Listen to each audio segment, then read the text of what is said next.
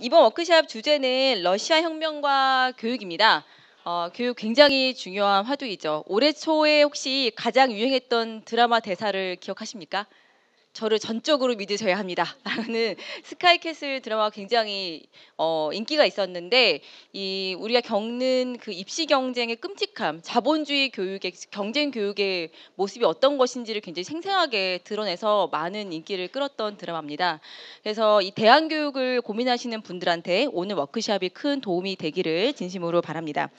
러시아 혁명과 교육 워크숍의 연사님을 소개시켜 드리겠습니다. 제 옆에 계신 분은 전교조 교사이시고 학교에서 영어를 가르치고 계시고요. 그리고 사회주의 노동자로서 진정한 그 인간을 위한 교육은 무엇인가 하는 대안 교육에 대해서도 고민하고 계십니다. 정원석 연사님을 소개시켜 드리도록 하겠습니다. 그럼 바로 연사님의 그 발제로 오늘 워크숍을 시작하도록 하겠습니다. 와주셔서 감사하고요. 아마 여기까지 오신 걸 보니까 교사시거나 학생이시거나 아니면 학부모이신 것 같은데요. 네. 제가 주로 발표할 내용은 좀 오래된 얘기입니다. 100년 전 러시아 혁명기의 교육 실험에 관한 건데요. 왜 우리가 굳이 100년 전에서 교육의 대안을 찾아야 하나라는 의문이 좀 드실 수도 있을 겁니다. 그보다는 혁신학교, 진보교육감, 아니면 한때 열풍이 불었던 핀란드 교육 모델 이런 데에서 우리가 토론하는 것이 훨씬 더 현실적이지 않나라고 생각하실 수도 있을 겁니다. 물론 자본주의 체제 하에서도 교육을 바꾸려는 의미 있는 노력들이 계속돼 왔고 우리는 비록 부분적일 것이라도 그 교육 개혁을 위해서 투쟁을 해야 한다고 생각합니다. 그러나 교육의 계급적 성격이 바뀌지 않는다면 그 성과에 한계가 있다고 생각합니다. 자본주의에서 교육은 이윤을 생산하는 노동력을 양산하고 계급 관계를 재생산하는 구실을 합니다. 그리고 이데올로기적인 구실도 하죠. 자본주의 교육에서 경쟁과 억압 그리고 불평등이 좀처럼 사라지지 않는 이유는 바로 이런 교육의 계급적 성격 때문일 것입니다. 근데 러시아 혁명은 노동계급 대중이 직접 사회를 운영하게 될 때 교육을 어떻게 자신의 이익에 맞게 창조적으로 재편할 수 있는지를 실급 보여주었습니다. 그래서 저는 러시아 혁명의 그 교육 실험이 비록 100년이 지난 이야기지만 우리가 가야 할 미래를 보여준다고 생각합니다. 교육이 계급적 성격을 갖고 있다는 것은 교육의 변화가 곧 사회의 이 변혁, 사회 변화랑 결부되어 있다는 뜻이기도 합니다. 흔히 사회적인 격변은 교육의 변화를 수반을 합니다. 예를 들어서 1871년에 파리 코민을 들 수가 있을 텐데요. 이 파리의 노동자들은 72일 동안 도시를 직접 운영하면서 모두에게 무상 교육을 도입했습니다. 심지어 무상에는 필기구도 제공을 했고요. 학교 울타리 안에서 갇힌 교육이 아니라 혁명적 활동 참가를 목표로 이 청소년들이 직접 사회 활동을 할 수 있도록 사회 정치적 교육을 지향했습니다. 교육과 노동을 연결시키고 과학과 교양 과목 그리고 실습 과목을 조화롭게 가르치려 했습니다. 여기는 비록 맹아적인 형태이지만 이 자본주의 교육에 맞서는 노동계급의 교육 지향과 사상이 담겨져 있다고 할 수 있습니다. 이제 러시아 혁명으로 들어가 보겠습니다. 당시 교육의 변화를 이해하려면 러시아 혁명과 당대 사회적 분위기를 어느 정도 이해할 필요가 있을 텐데요. 인류 역사상 최초의 노동자 국가는 역사상 유례없는 진보적 조처들을 시행했습니다. 시간 관계상 다 다루지는 못하겠지만 몇 가지만 언급해 보겠습니다. 러시아 혁명은 전쟁을 종식시켰고 짜르치아에 억압받던 소수 민족의 독립과 민족 자결권을 보장했습니다. 모든 여성에게 남성과 동등한 투표권을 보장했습니다. 그리고 낙태권이 전면 보장됐고 배우자 일방의 요청으로 이혼이 가능해졌습니다. 고용평등과 동일임금이 보장이 됐고 공공주택, 공공세탁소, 공공식당 등이 대거 세워지고 운영이 됐습니다. 동성애가 합법화됐고 레즈비언 커플이 결혼할 수 있게 됐습니다. 이러한 진보적 조치들이 단번에 가능했던 것은 혁명을 통해 천대받고 억압받던 민중이 스스로 사회를 변혁하고 운영하는 주체로 섰기 때문입니다. 이 혁명은 대중의 의식을 급격히 발전시켰는데요. 더 나은 미래를 건설하고자 투쟁하는 과정에서 대중의 창의력이 분출했습니다. 1917년 혁명 이후 러시아에서는 예술과 문학 그리고 문화가 융성했는데요. 러시아 혁명을 생생하게 기록한 미국 언론인 존 리드는 세계를 뒤흔든 열흘로 이렇게 아마 읽어보신 분들도 계실 텐데요. 그 책에서 당시의 분위기를 이렇게 전합니다. 러시아 전체가 글을 배우고 사람들은 세상을 알고 싶어서 정치, 경제, 역사에 관한 책을 읽었다. 오랫동안 해소되지 못했던 배움에 대한 갈증이 혁명으로 터져나와 미친 듯이 표출됐다. 뜨거운 모래가 물을 빨아들이듯 러시아는 읽을 거리를 한없이 빨아들였다. 당시 이 대중의 배움에 대한 열망이 얼마나 큰지 보여주는 몇 가지 인상적인 사례를 한번 소개하겠습니다. 한 대학 강의실에서 교수가 과학 실험을 하고 있는데요. 얼마나 추운지 이 실험을 이렇게 보여주는 이 교수의 손이 동상이 걸릴 정도로 이 추운데도 천여 명이 넘는 이 청중 학생들이 꼼짝도 않고 끝까지 강의를 이렇게 집중해서 들었습니다. 또 한 가지 사례는요. 그러니까 모스크바 출신의 대학생들이 이렇게 지방으로 기차를 타고 내려가는 도중에 엔진이 고장이 나서 기차가 멈췄습니다. 어떤 일이 벌어졌을까요? 아마 요즘 우리나라 학생들 같으면 스마트폰을 하면서 아마 기다렸을 것 같아요. 그죠? 근데 러시아의 대학생들은 놀랍게도 그 자리에서 바로 세 그룹으로 나눠서 아이들과 농민들 그리고 노동자들에게 자신들이 대학에서 배운 것들을 가르치기 시작했습니다. 존 리드가 전선에 방문했을 때 참호 속에서 지칠 대로 지친 그 군인들이 그에게 손을 내밀어서 요구한 건 먹을 것이 아니라 읽을 것을 달라고 했던 것도 유명한 일화죠. 러시아 혁명 초기에 이런 궁핍한 여건에서도 교육을 전진시킬 수 있었던 것은 바로 대중의 거대한 열정이었다고 생각합니다. 학교뿐만 아니라 도서관, 강연장, 극장, 박물관, 문화센터 등 교육과 문화시설이 대폭 늘어났고 노동조합에서, 협동조합에서, 공장에서, 농장에서, 군대에서 그리고 수많은 교육클럽과 문화단체 그리고 정치단체에서 사회 모든 부분에서 교육활동이 폭발적으로 일어났습니다. 그러니까 우리의 러시아의 교육 실험은 사실 학교만 보면 매우 일면적인 것이죠. 당시 이런 사회적 분위기를 직접 목격한 미국의 어느 한 교장은 자신이 쓴 책에서 이렇게 표현을 남겼습니다. 러시아에서는 모든 국민이 학교에 다닌다. 그러니까 이러한 대중의 급격한 의식 성장은 계몽이나 교육을 통해서가 아니었습니다. 대중이 혁명의 과정에 직접 참여했기 때문에 가능했던 것일 겁니다. 마르크스는 인간은 세계를 변화시키면서 자신을 변화시킨다고 말했습니다. 바로 혁명이 가장 훌륭한 학교였던 거죠.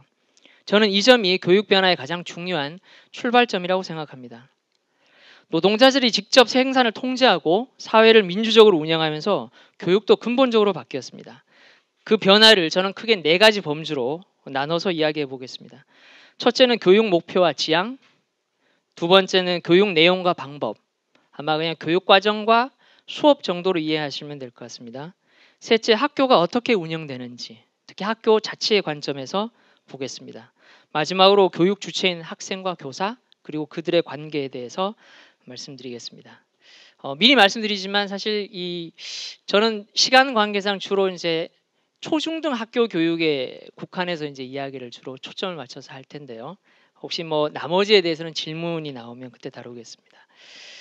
혁명 직후에 공표된 1차 교육법은 혁명의 교육적 이상을 이렇게 밝혔습니다.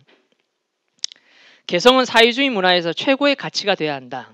그러나 개성은 조화로운 평등 사회일 때만 영화롭게 발전할 수 있다.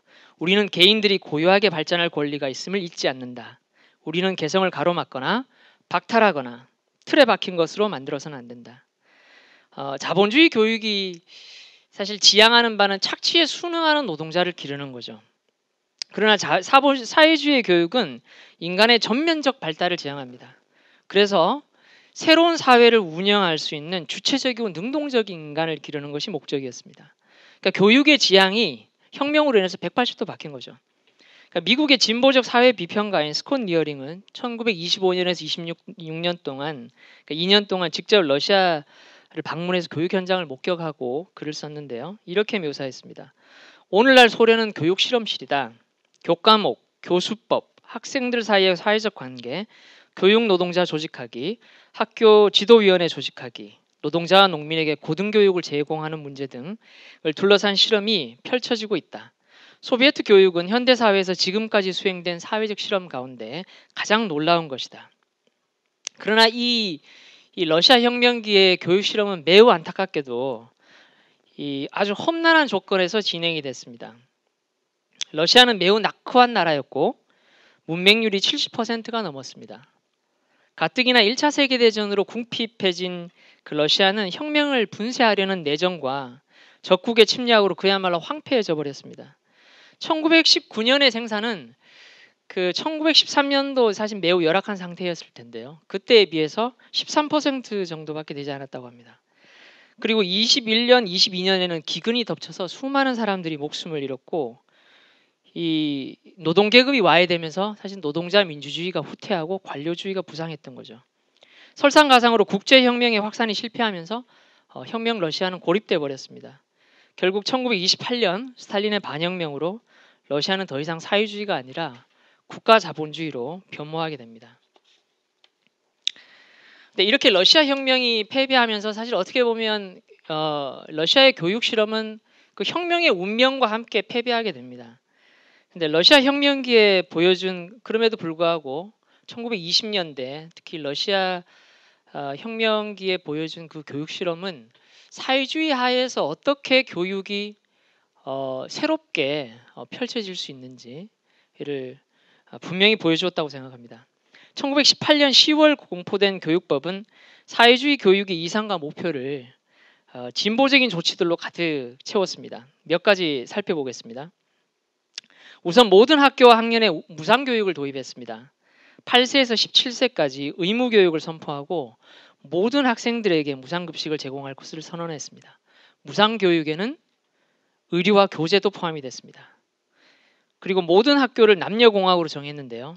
그러니까 남녀공학이 뭐 대단한 거냐 할 수도 있겠지만 당시로서는 그렇지 않습니다. 유럽 전체의 상황을 보더라도 극히 드문 예였고요. 특히 러시아의 혁명 전에는 극소수의 여학교를 제외하면 모두 남학교였습니다. 그러니까 이것이 뜻하는 바는 여성에게 교육 기회는 매우 제한적이었던 거죠. 그래서 따라서 남녀공학은 모든 여성에게 차별 없이 교육의 기회를 보장한다는 의미였습니다. 그리고 또 한 가지 혁명 러시아의 교육 철학을 잘 보여주는 사례를 소개하겠습니다. 혁명 전 러시아는 제국이었죠. 그래서 러시아 제국에는 수많은 민족과 언어가 공존했습니다. 실제 러시아 민족은 그 전체 민족의 절반도 되지 않았고요.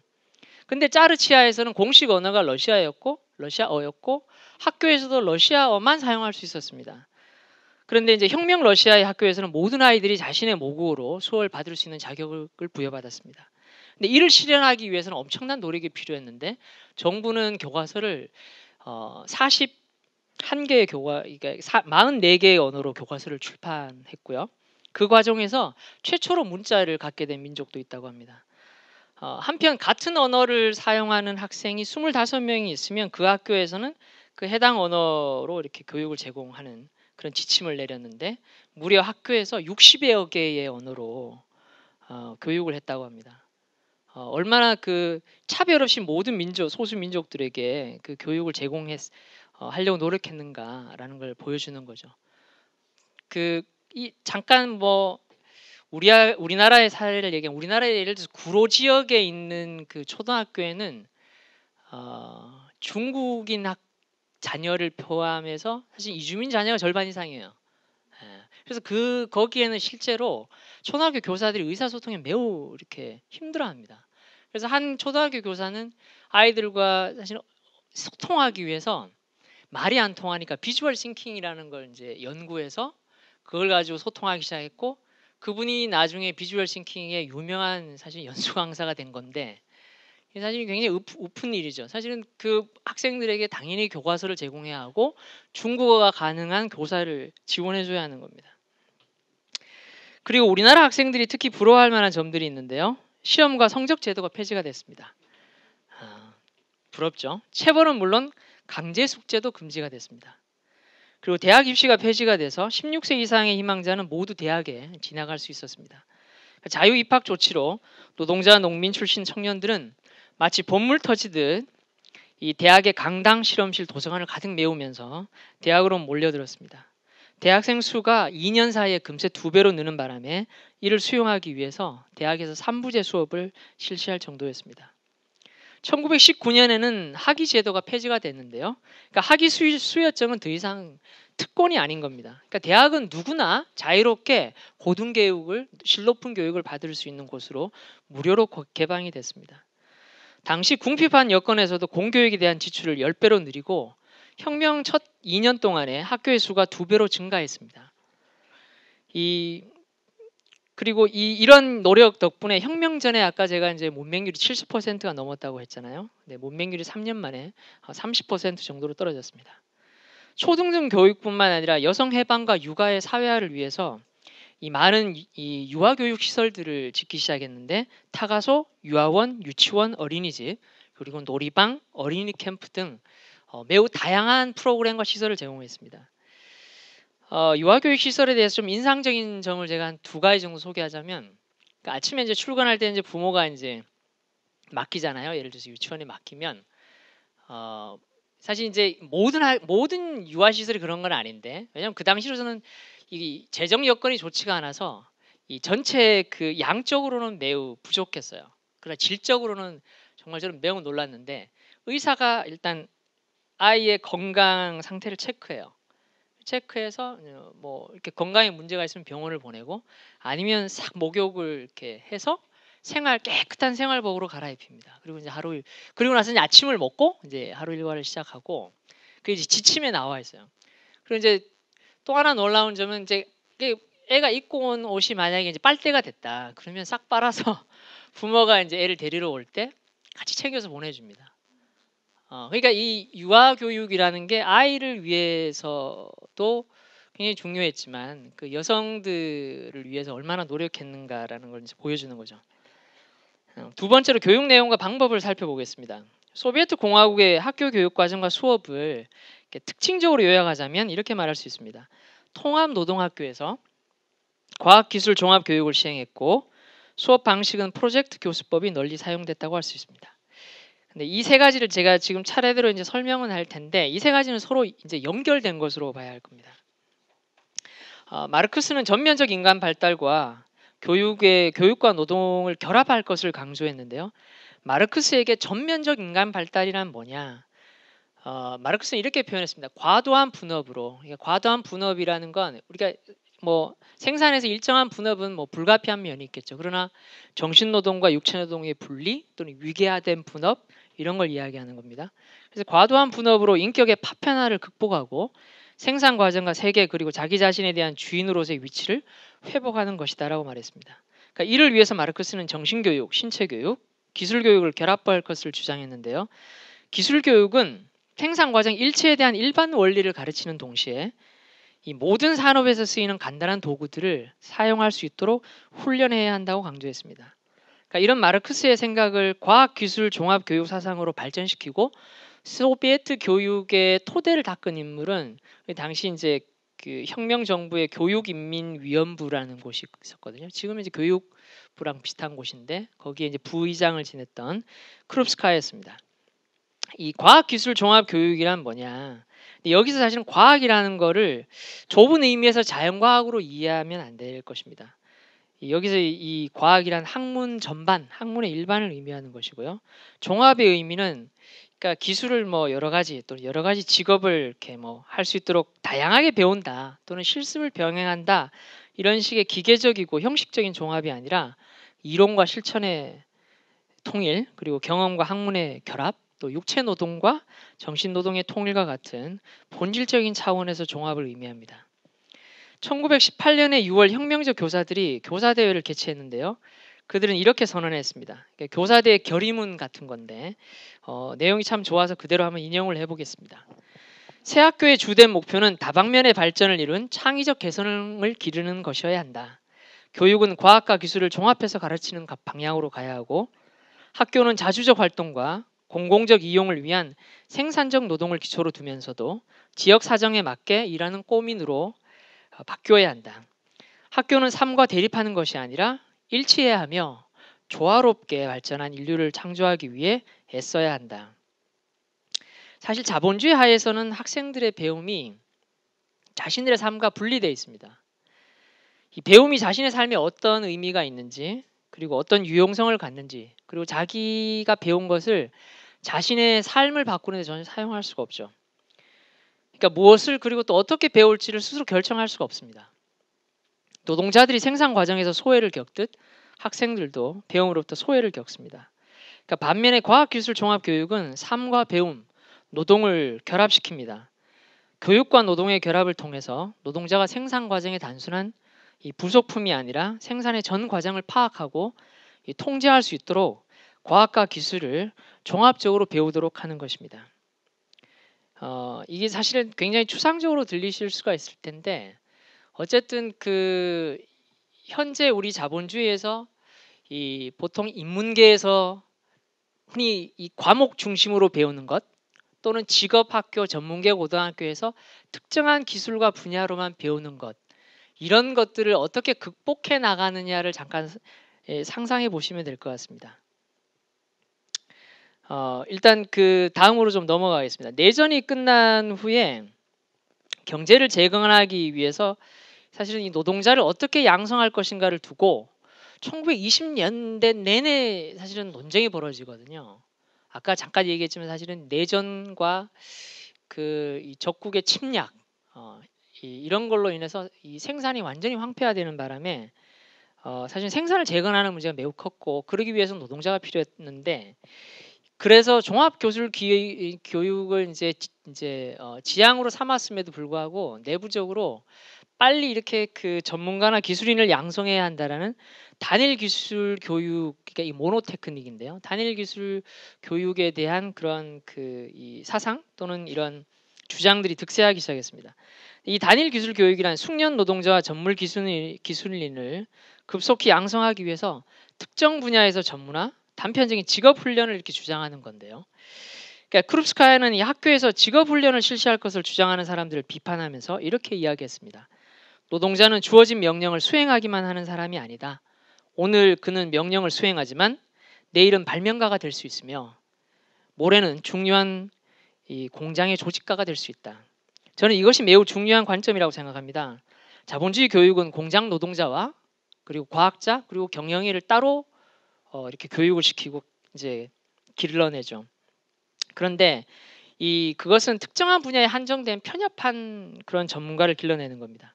그러나 과학기술종합교육은 생산의 주체로서 생산 과정을 스스로 설계하고 조직하고 통제하는 능동적인 노동자를 기르는 것이 목적이죠.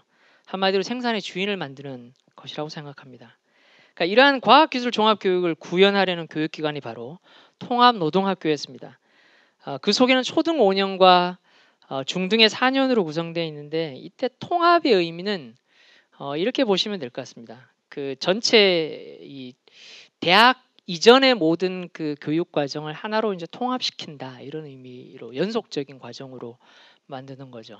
물론 이제 부활이는 이 통합의 의미를 여러 가지로 설명하긴 했습니다. 남녀의 통합, 그리고 귀족학교와 보통학교의 통합, 일반 학교와 그리고 이제 그 직업학교의 통합 이런 의미도 당연히 이제 있는 거고요. 교육인민위원회는 통합노동학교의 목표를 이제 다음과 같이 밝혔습니다. 그러니까 통합노동학교의 그 핵심 관심사는 인간의 노동이다. 인간의 노동은 모든 단계의 학교 프로그램을 관통하는 주제이다. 전문 기술인의 관점으로 노동을 보지 않는다. 자기 직업과 관계없이 다양한 노동 형태들의 관계와 상호 의존을 분명히 이해하는 새로운 삶의 건설자라는 관점으로 노동을 봐야 한다. 그러니까 이제 사실 이 교육과 노동을 결합하는 것이 사실은 이 자본주의에서는 워낙 이것이 분리되어 있기 때문에 어떻게 결합시키나 이런 게 좀 약간 좀 의아하실 텐데, 그러니까 가장 쉽게는 아동도 노동을 해야 하나 이런 단순한 물음이 생길 수 있겠죠. 그러나 당시 소비에트 헌법은 노동을 가사를 포함해 사회 생산적이거나 유용한 모든 사회적 활동을 다 포함하는 걸로 규정했습니다. 그러니까 당대 저명한 사회주의 교육자 중에 한 명이 샤츠키라는 이 인물이 있는데요. 그는 놀이가 어린이에게는 노동의 한 형태이며 어린이는 놀이를 통해서 물질적, 사회적 세계를 받아들이며 이 자신의 필요와 관심을 이해하게 된다고 설명했습니다. 정리하면 노동은 아동이 속한 자신의 그 공동체 사회에서 영위하는 그 생산적이고 또 사회적으로 유용한 모든 활동 전반을 의미한다고 할 수 있습니다. 근데 크룹스카야도 교수와 이렇게 결합하는 노동을 그냥 이렇게 물질적인 생산 노동에 한정하지 않았습니다. 사회적 유용 노동이라는 개념을 사용했는데요. 단 이 노동을 그냥 자기 만족적인 활동으로 생각해서는 안 된다라고 매우 강조했는데요. 그것은 반드시 사회적으로 필요한 노동이어야 하며 인위적이거나 모방적인 것이 아닌 그러니까 현실의 실제적인 구체적인 사회적 노동이어야 된다고 이야기했습니다. 그러니까 이런 관점에서 보면 이제 대안학교에서 이렇게 흔히 이렇게 실시하는 이렇게 노작 교육하고는 좀 관점이 좀 다른 거죠. 사실 노작 교육은 분명히 몸을 쓰는 실제로 노동이긴 하지만 그것이 다른 교과목과 특별한 연관도 갖지 않을 뿐더러 학교 밖에 아무런 생산과 이제 관련이 없죠. 그래서 크룹스카야는 과학 종합 기술 교육이 이제 교육 내용뿐만 아니라 교육 방법의 문제이기도 하다는 걸 거듭 강조했는데요. 그는 전통적인 이 책으로만 배우는 학교는 안 된다. 아동들이 노동과 사회생활에 직접 참여함으로써 배워야 한다고 주장했습니다. 그러니까 교과목 중심이 아니라 노동 활동을 중심으로 그리고 교과목을 상호 연관적이고 통합적으로 가르쳐야 한다고 강조했습니다. 그러니까 이러한 교수법을 이제 그 당시에는 복합 교수법이라고 불렀는데요. 그러니까 아동들의 문제, 그러니까 자신의 생활 문제도 있을 거고요. 그리고 지역 생산의 문제도 있을 거고요. 그러니까 이런 아동의 자신의 그 구체적인 삶과 자신의 문제에서 출발점을 삼고 그것들을 다양한 분야에서 함께 살펴보도록 했습니다. 그러니까 이것은 최근에 혁신학교에서도 이제 이 주제 중심 또는 교과 통합 이 프로젝트 수업이 이제 각광받고 있는데 그것과 유사하다고 생각할 수 있을 것 같습니다. 당시에 많은 소비에트 교육자들은 교육이 일정 수의 사회적으로 유용한 이 프로젝트 활동으로 이렇게 구성돼야 하고 그 프로젝트를 수행하는 과정에서만 아동들이 이 지식을 매우 여러 과목의 지식을 유용하게 습득할 수 있다고 얘기했습니다. 흔히 이제 사회주의 교육하면 획일적인 교육을 떠올리기 쉬운데요. 근데 오히려 정반대였습니다. 그러니까 받아들이는 이론은 같아도 그 이론에 대한 해석은 매우 다양했는데 그러니까 같은 도시에 인접한 학교들도 사실 교육 과정이 매우 달랐어요. 이것이 학교마다 다르게 구현됐던 이유는 그 학교의 이제 평이회가 실제로 그 학교 구성원의 삶과 그 지역 사회 조건에 맞춰서 스스로 이렇게 자율적으로 이 민주적으로 이렇게 이 교육 과정을 결정했기 때문입니다. 이와 연관해서 다음으로는 학교 운영에 대해서 살펴보겠습니다. 학교는 완전한 민주주의와 자치가 꽃을 피웠습니다. 학교 공동체는 교장을 선출, 소환할 수 있었고요. 저는 이게 제일 부러운데요. 사실 뭐 제가 마음에 드는 교장이 거의 없어가지고 확 그냥 소환하고 싶지만 자본주의에서는 그러기가 어렵죠. 학교 정책을 집행하는 집행위원회를 선출했습니다. 중요한 결정은 교사, 학생, 학교 노동자 등 학교 구성원 전체가 참가하는 집회를 통해서 이루어졌습니다. 한 학교의 운영 사례를 한번 예를 들어 보겠습니다. 그러니까 이 학교는 전교생이 한 1,000명 정도 됐다고 해요. 그러니까 우선 학교 운영 기구로서 학교 평의회가 이제 선출을 통해서 구성이 됩니다. 총 75명이 구성이 됐는데 교사는 37명, 그리고 학생 대표는 25명. 학생은 크게 두 가지 경로로 선출이 돼요. 하나는 학급에서, 하나는 소모임, 그러니까 동아리 대표. 저는 이게 의미가 있는 것 같아요.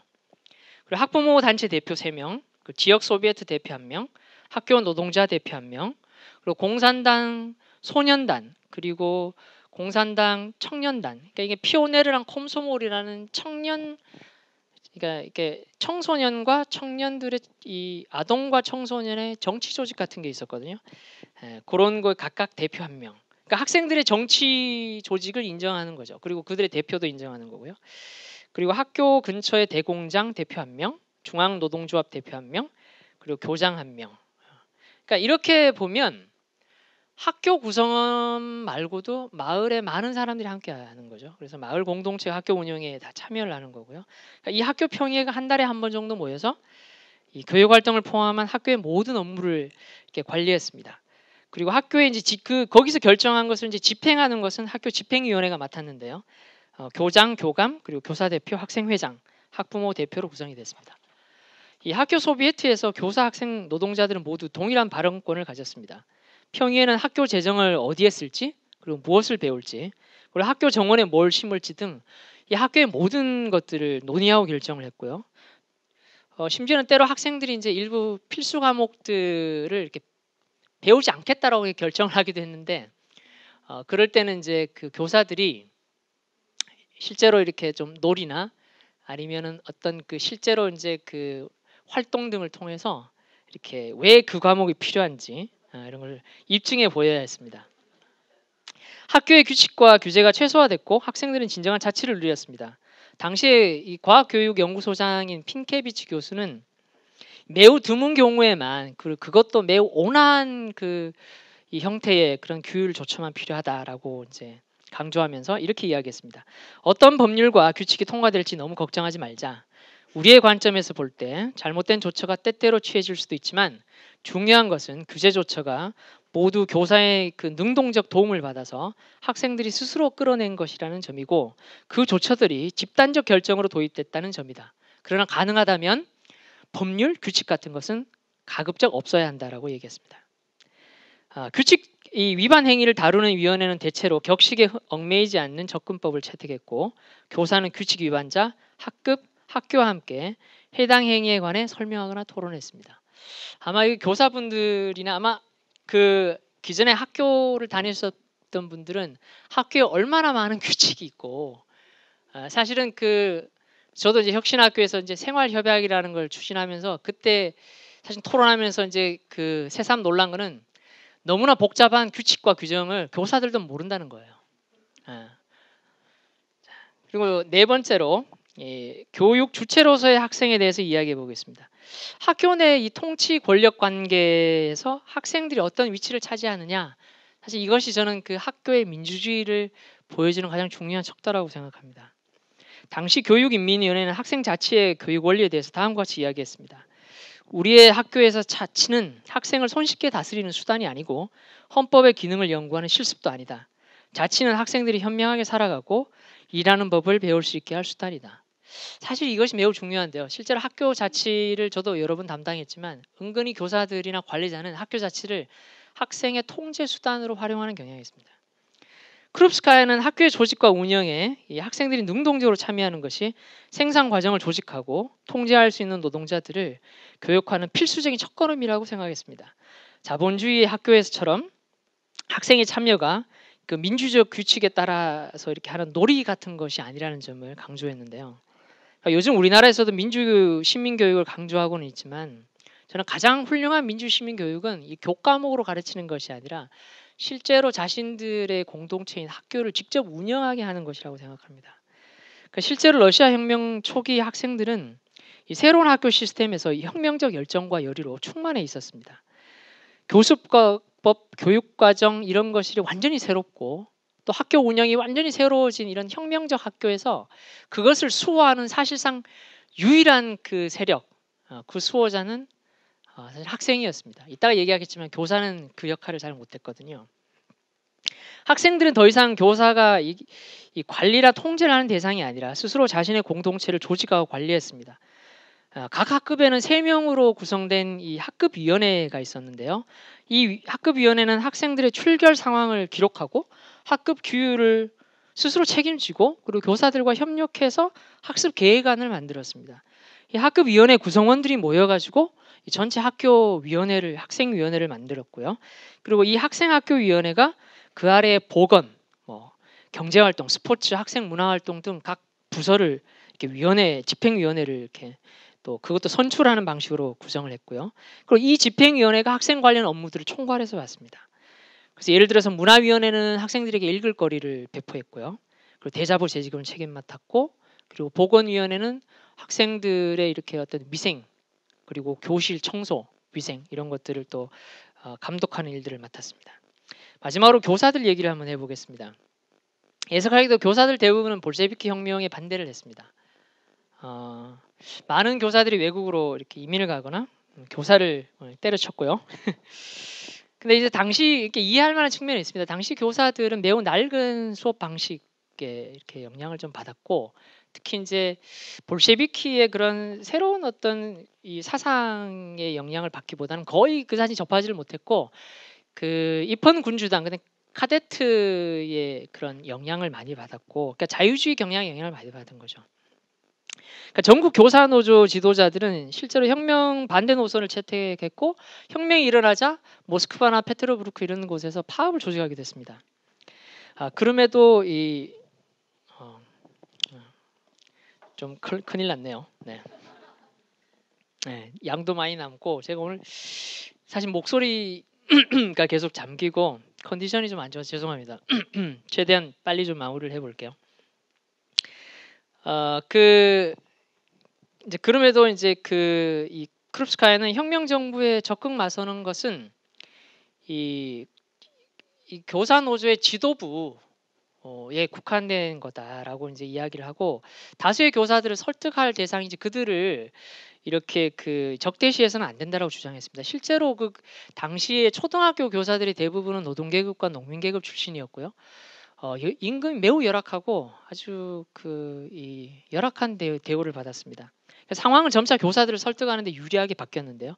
우선 교사들 사이에서 임금 차별을 없앴어요. 그러니까 이 교사들 사이에서 이렇게 경쟁과 차별이 매우 심했는데 이 같은 예를 들어서 외국어라도 예를 들어서 독일어를 가르치는 교사랑 영어를 가르치는 교사가 임금이 1.5배에서 2배씩 막 차이가 나고 막 이랬거든요. 그리고 월급을 국가 공무원의 평균 수준으로 대폭 올렸는데 그 임금이 4배나 올랐습니다. 그러니까 얼마만큼 교사가 이제 열악한 처우를 받았는지를 알 수가 있는 거죠.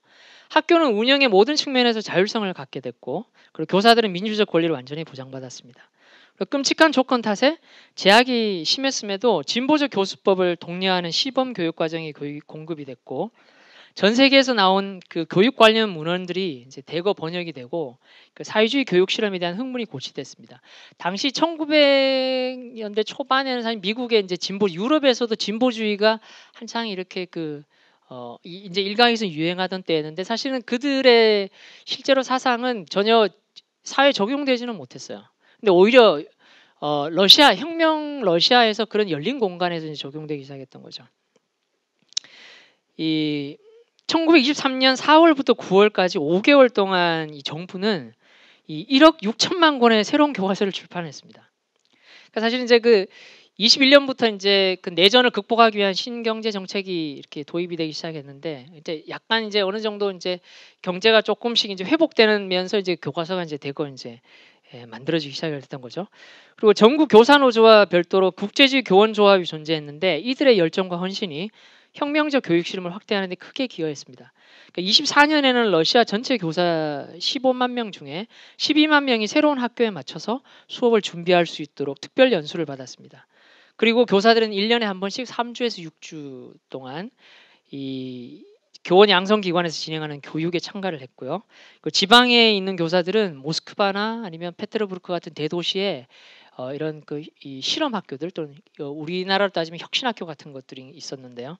이제 거기에 교육 탐방을 와서 배우기도 했습니다. 당연히 모든 교육과 탐방은 무료였고요. 그리고 교육 분야의 노동자들은 모두 의사결정에 이렇게 참여를 하면서 학교에서 이렇게 서로 다른 업무로 인한 그런 갈등 이런 것들이 많이 줄었고요. 그리고 진정한 학생 자치가 실현되면서 학생과 교사의 관계는 이제는 이제 학생이 이렇게 이제 교사가 학생의 상관 같은 것이 아니라 나이 많은 동지, 조력자 이런 지도자와 같은 존재로 바뀌었습니다. 당시 교실 모습을 이렇게 묘사한 문헌을 보면 교실 수업에 학생들은 거의 전적으로 이렇게 수업을 주도하는 장면이었고요. 교사는 교실에 있을 때도 있고 심지어 없을 때도 있었습니다. 교사는 주로 자문 역할을 많이 했고 학생들이 요청할 때만 이렇게 도움을 주는 식이었습니다. 그리고 학생은 그날 어떤 과목을 어떤 식으로 배울지 스스로 이렇게 선택할 수도 있었고요. 그리고 소비에트 학교에는 외부적 통제가 전혀 존재하지 않았지만 이런 규율이나 질서 이런 것들은 자치적으로 이루어졌고 교실에서는 거의 소란 행위가 거의 볼 수 없었다고 합니다. 근데 우리나라는 교사가 5분만 늦게 들어가도 교시가 난리가 나는데요. 근데 안타깝게도 이런 교육적인 실험과 성과들이 오래 지속되지는 못했습니다. 러시아는 혁명 직후에 곧바로 내전 그리고 기근, 기아, 추위, 궁핍에 시달려야 했습니다. 당시 발간된 교육 백과사전은 이런 기록을 남겼습니다. 학교에 노동자, 교과서, 교육과정이 없었다. 교사들의 삶은 참담했다. 학교가 완전히 무너졌다.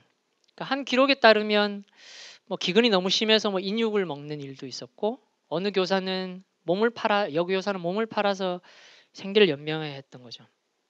그리고 무엇보다도 100만 명 가까운 아이들이 부모를 잃고 집을 잃고 거리를 헤매다녔습니다. 그러니까 이 사회주의 교육의 그 거대한 열정 이상이 이런 끔찍한 현실 앞에서는 이제 서서히 무너지기 시작한 겁니다. 그러니까 21년 신경제 정책이라는 후퇴에 뒤어서 교육도 후퇴하기 시작했습니다. 23년 교육법은 물론 여전히 사회주의 교육의 이상이 남아 있었지만 후퇴의 측면도 함께 뒤섞여 있었습니다. 학교장은 학교 평의회의 결정 사항이 이행되지 못하게 막을 수 있었습니다. 그러니까 아까랑은 좀 다르죠. 학교 평의회의 사전 심의 없이도 필요한 조치를 취할 수 있었습니다.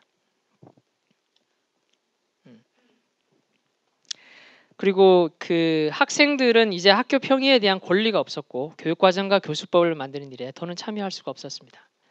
그러니까 이게 참 많은 노동자들이 아까 전쟁에서 죽고 또 먹을 걸 찾아서 농촌으로 떠나면서 실제로 노동계급이 절반 이상 사라지는 바람에 결국은 경제를 부흥하기 위해서 노동자들을 새로 공급해야 하는 그런 문제들로 인해서 이 숙련 노동자들을 양성하기 위한 특성화 교육이 이제 득세하기 시작한 거고요. 그러다 보니까 이제 전면적 인간 발달이라는 이상이 훼손되기 시작한 겁니다.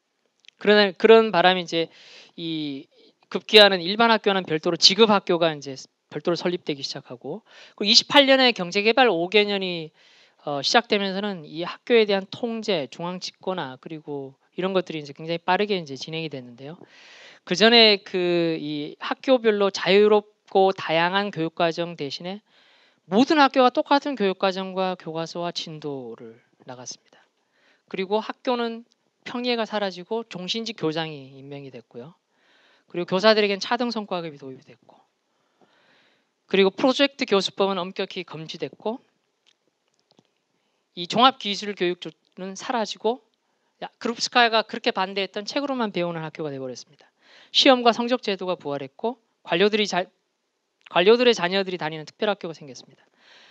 이 교육의 그러니까 사실은 이 교육에서 경쟁적 압력이 커진다라는 건 통제랑 규율이 이제 강화된다라는 또 의미이기도 한데 짜르 시절에 이렇게 있던 그런 행동 수칙도 막 다시 이렇게 도입이 됐습니다. 막 이게 어떤 거냐면 막 교사들한테 대답할 때는 막 차렷 자세로 해야 된다 막 이런 것들이었는데요.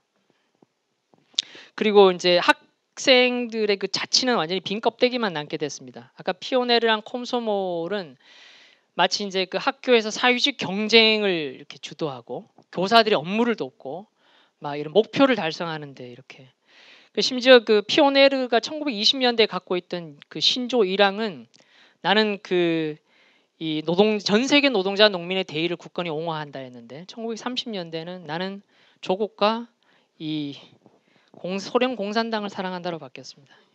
그러니까 이거는 국제주의가 사라지고 이제 그 일국 사회주의자가 이제 사회주의가 이제 자리를 잡은 거죠. 그러니까 스탈린의 이 반혁명이 사실은 그 혁명 초기의 그 교육적 성과들을 다 뿌리 뽑고 교육의 목적을 180도로 다시 뒤바꿔 버리는 과정이었던 겁니다. 그러니까 이 스탈린 체제 하에서는 이 교육이 더 이상 전면적인 인간 발달이 아니라 경쟁적인 자본 축적을 위해서 그 이 착취에 순응하는 그러한 노동자가 이제 필요했던 거죠. 그러니까 이런 점은 저는 옛 소련이 이 러시아 혁명과 전혀 관계가 없고 사회주의와 거리가 멀다고 생각합니다. 이제 마무리를 짓겠습니다. 러시아 혁명의 패배로 사회주의 교육 실험도 실패로 끝났지만 그 위대한 실험이 보여준 변화는 오늘날 그 자본주의 국가, 선진적인 자본주의 국가라 하더라도 그 비할 데 없이 인간적이고 민주적이었으며 혁신적이었다고 생각합니다. 러시아 혁명기 교육 실험은 새로운 교육을 갈망하는 모든 사람들에게 교훈과 영감을 준다고 생각합니다. 이 사회가 혁명을 통해서 근본적으로 바뀌고 이 노동자 대중이 사회를 민주적으로 운영할 수 있다면 교육이 인간에게 더 이상 고통이 아니고 얼마나 훌륭한 가치와 이익을 가져다 줄 수 있는지, 그리고 사회주의 사회가 교육을 어떻게 근본적으로 바꿀 수 있는지 그 잠재력을 보여주었다고 생각합니다. 그럼 활발한 토론을 기대하면서 이상 발제를 마치겠습니다. 감사합니다.